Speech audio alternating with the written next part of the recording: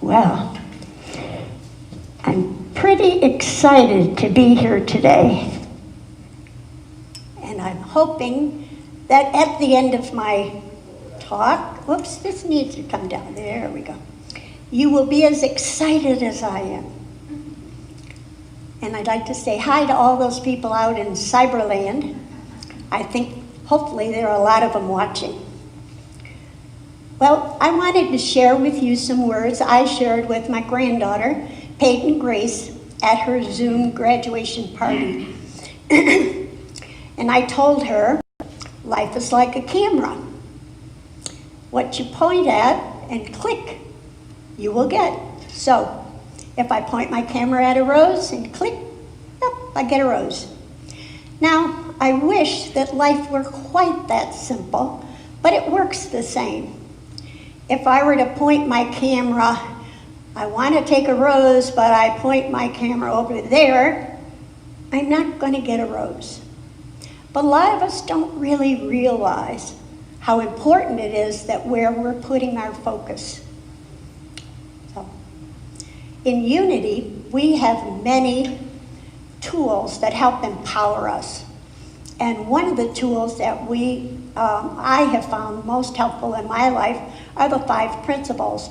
Today we talked about principle number 4, but today I'm going to focus on number 3, which is with every thought, word, action, and feeling, we are co-creating with Source. I don't think that most people really realize how important, how powerful that statement is. Every one of them are creating. We're always connected to Source, but Source waits to be invited. So if we want to focus over here on what it is we don't want, pain, suffering, lack, terrible things that are going on in the world, if that's where we put our focus, when I point and click, that's what I get a picture of. We have a choice. We always have a choice.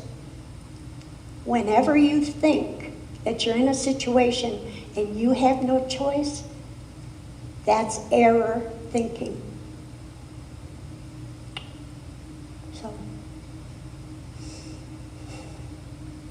Most people think that life is pretty much an outside job. It's whatever's going on out there that determines my happiness, my success, whatever. They think that the rose is in charge of my life, but it's not. I'm in charge of my life. No, creation is an inside-out job.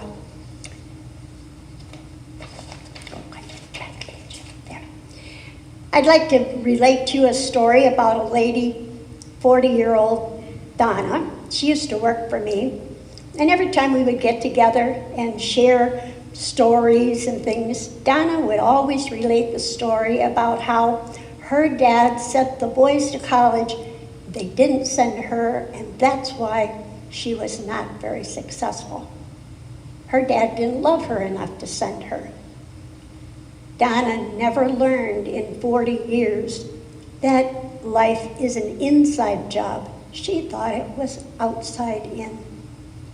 Now, I have a son, Michael Patrick. You don't hear too much about him because he lives up in Cincinnati.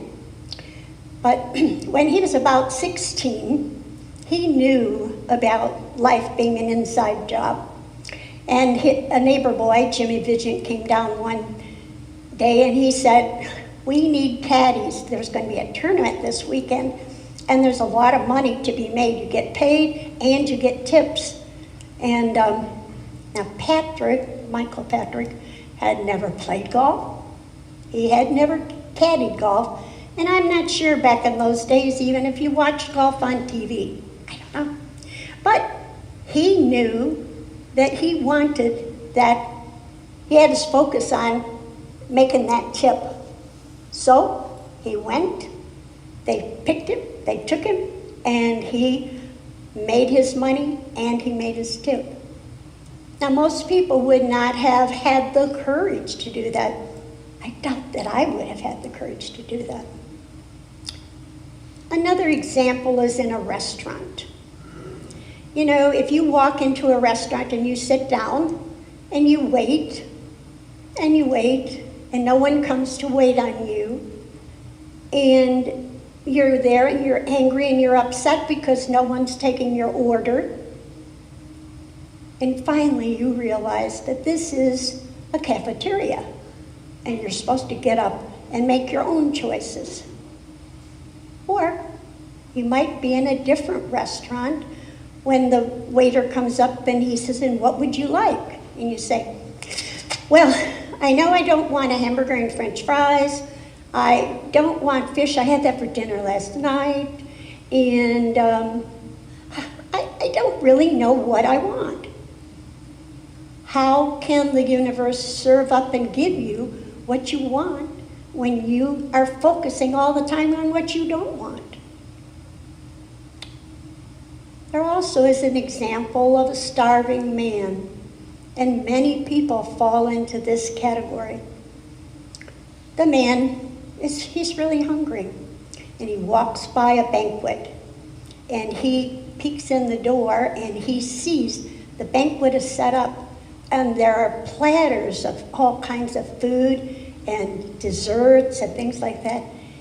He looks around, no one's around, and he says, "I think I could just sneak in there and get a couple sandwiches, rearrange the plate. They won't even know I was there." So he does just that. Takes only two because he doesn't want to have anybody know that something is missing. And he takes his two little sandwiches and he goes out down the hall and around the corner so no one can see him eat those two sandwiches. And he never found out that the banquet was for him. I like to think that I'm the daughter of a rich and benevolent Father whose pleasure it is to give me the kingdom. The starving man never learned that. Never learned that. Well, Charles Fillmore, our co-founder, had a saying, "I fairly sizzle with enthusiasm." Well, when I first heard this, it didn't make much sense to me. That was many years ago. But I will have to say that during the preparation for this talk, coming out of retirement after 10 years, I began to sizzle. And it felt really, really good. In fact, I can feel it right now. And I'm hoping that by the end of my message, you will be sizzling too. As we sizzle, we raise our vibrational level and we set up a tone to the universe. And the universe, God, whatever name you would like to use, picks up and amplifies it. Together, we're strong. We're no longer a victim. We're strong and powerful. When challenges meet us, we need to be prepared. We need to think ahead a little bit because, sure enough, every day there are challenges, some little, some big. Back to my rose. If when I'm taking the picture of the rose and nothing is in my way, nothing is happening, it's really not hard to click and get a good picture of the rose. But if a hurricane comes by, or a virus comes by, or on infinitum, it's really hard to stay focused, and I'm sure you've experienced that. So one of the things I've done in my life is prepare some statements that help me. And one of them is this. Whenever I am faced with an unexpected bill, like when you go to get your car fixed and you think it's going to be maybe $50, and you see the guy coming out and he's not looking very happy, and he said, "That will be $500. I go immediately, "Oh, thank God I'm rich." Well, everybody laughs, but I can feel that in my body right now. Doesn't change my bank account one iota, but it does change my vibration. I'm not a victim in that place. And that is a choice. Remember, this is a land, we're here to make choices. That's really what it's all about.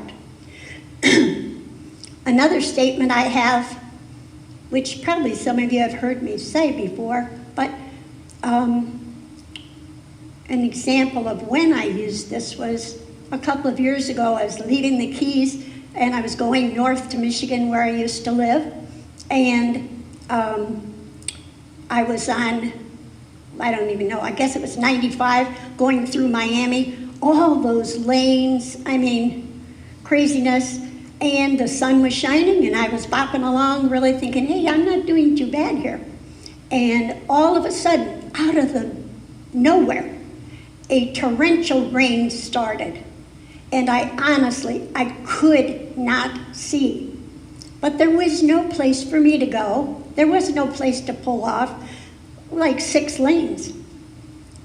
Immediately, I put my hand on my chest, kept one hand on the steering wheel, and I said, I'm guided and protected. I'm guided and protected. I'm guided and protected. I bet I said that 1,000 times. 5 minutes later, just like the rain started, it stopped. And I was so happy and so powerful in that moment. We get to say, and one thing that we might not really be aware of, we cannot hold 2 thoughts at the same time. I cannot think lack and abundance in the very same moment. So in that moment when I'm thinking I'm guided and protected, that's what I'm thinking. I'm not creating any pictures. I'm creating roses all the way. One of the other things that we don't focus much on, but now there seems to be more focus, is that our feelings are our guidance system.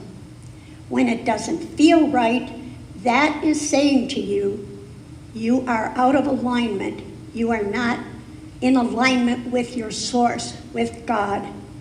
And so do something, change something, get in alignment, because that's where your power is. Okay. Excuse me for a minute, but I need a drink. All right. Currently here, we have a don't want looming right in front of us. At Unity of the Keys, we have an appearance of lack. We lack a spiritual leader, and we lack the abundance that we would like. Now that we have identified what our don't want is, we don't need to go back to that. We're all clear on that. Now we want to focus on creating what it is we want. One of the things is when you click on lack, you get lack. And one thing I said to you earlier in my talk was, the universe always says yes. If you want more lack, okay, I can give you that. If you want more abundance, I can give you that. In the weekly email, Mary Ellen gave us a little blurb about a book, Our Moment of Choice. That phrase really kind of struck me. And I thought, it is a moment of choice for Unity of the Keys.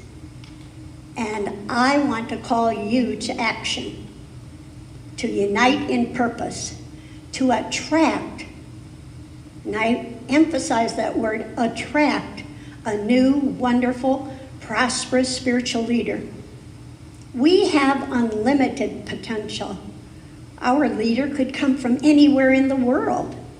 Our leader could be extremely wealthy in every way. So I ask you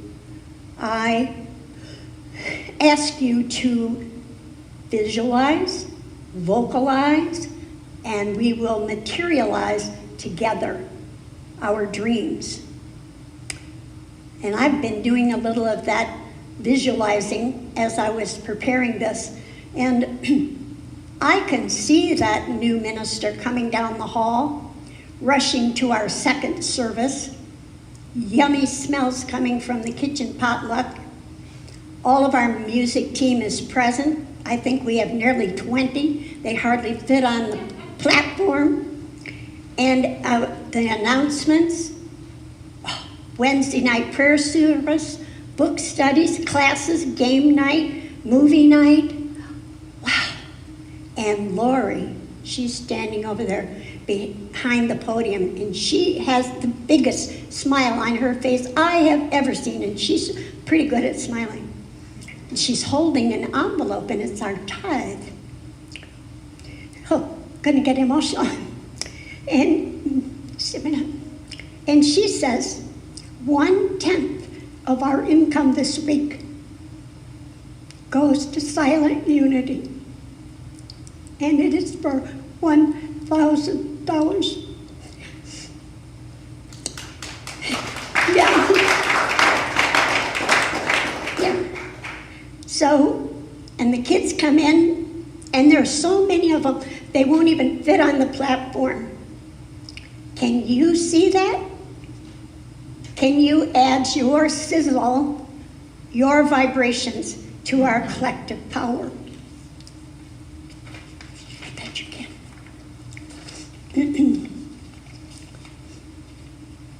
So now, this is not a one-off, as they say in TV. To attract this wonderful new spiritual leader, we need all of your thoughts, words, actions, and feelings all the way through our search. Not just today, not just on Thursday and World Day of Prayer, but we desire that we would all be unified in this call to action, to attract. And the operative word here is attract. Well, and it was mentioned earlier in the service, that time and distance really don't affect our vibrational energy. The people who are our winter people who are still up north, their vibrations can be added to ours. And all of those in here and all of those in Cyberland, maybe some people outside here, but our energy, our vibration can go out into the world. We could even attract somebody from Australia if we wanted to. Well, on Thursday is World Day of Prayer, and we're going to use this time to call to action. The church will be open from 9 to 12 for prayer and meditation, and from 6 to 8, Aaron and I will lead prayer and meditation on Zoom. And if you would like to be a leader of a 20-minute section of that 2 hours, let me know. I wanted to make a beach labyrinth because I really think they're a neat way you can pray and meditate by walking. And it's really powerful, and I've seen some beautiful ones and I've participated in it. But I was convinced by everyone that it's just too darn hot to have a beach labyrinth right now. So hopefully we can put that off into the future. But I would not be put off of not having a labyrinth. So I have created for you a finger labyrinth. A little button here about where you start. And this is a path. It's not a maze. There is a path. Once you start, you relax, let go, and let God. On the back are information about how to proceed on the way in, letting go, staying in the middle to get some answers and clarity, and then on your way out.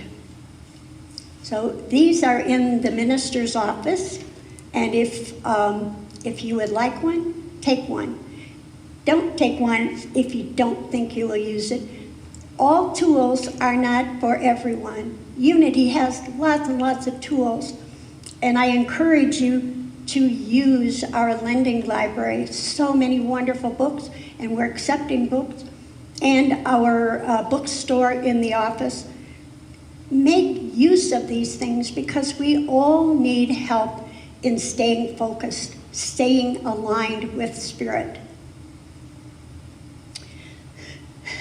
So, just think how powerful we are when we all guard our words and our actions and our feelings and we stay connected to Source. Our fearless leaders on the way. We are united in our purpose. And God will put ideas into your mind, words into your mouth, creativity in your hand, and boundless opportunities before you, and guiding light on your way. Thank you.